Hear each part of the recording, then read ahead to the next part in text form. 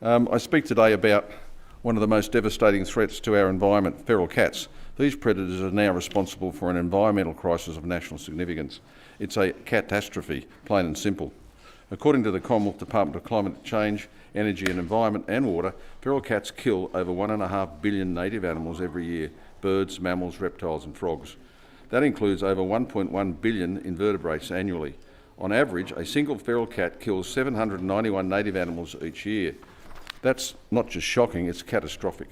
These aren't just statistics, they're a tragic warning about what happens when invasive species are allowed to run rampant and run amok without decisive control.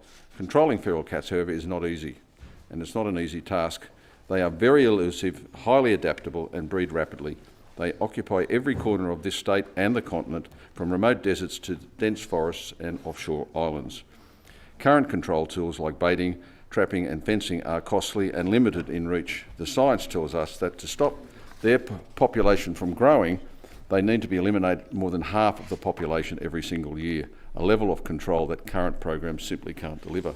That's why the Shooters, Fishers and Farmers Party has championed an innovative, practical and landscape-based solution: a bounty on feral cats.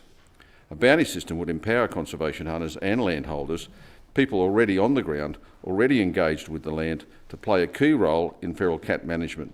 By offering a modest bounty of around, say, $15 per cat, we can support the cost of fuel, ammunition and equipment and incentivise real results-driven control work.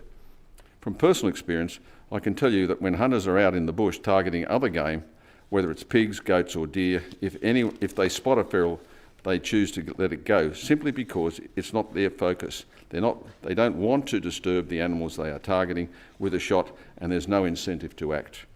But if there was a bounty in place, that mindset would change instantly. A financial reward, even a modest one, would turn the incidental encounter into an opportunity for conservation. Instead of ignoring the cat and moving on, hunters would take the shot, removing a highly effective predator from the landscape and helping protect native wildlife in the process. In addition, the Conservation Hunting Authority will play a key role by actively educating hunters about the environmental impact of feral cats and the importance of controlling them. Through training, outreach and inclusion in conservation hunting programs, we will ensure that licensed hunters understand that shooting feral cats isn't just an option, it's a critical part of their role of protecting Australia's biodiversity. This is a broad-scale approach because it activates capable individuals across vast rural and regional areas. It is ongoing because it enables consistent pressure on cat populations over time, and it is cost-effective because it delivers value for money, paying only when there is proof of success. Importantly, this concept isn't without precedent.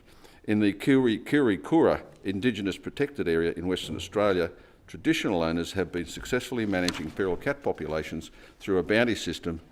Community members are paid $100 for each feral cat they cull, providing both an incentive to control efforts and valuable scientific data on feral cat impacts.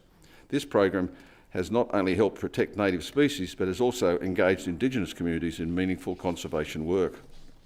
Concerns about misuse can be addressed through modern verification tools, photo and GPS evidence, tagging protocols and ethical guidelines to be developed by the new Conservation Hunting Authority.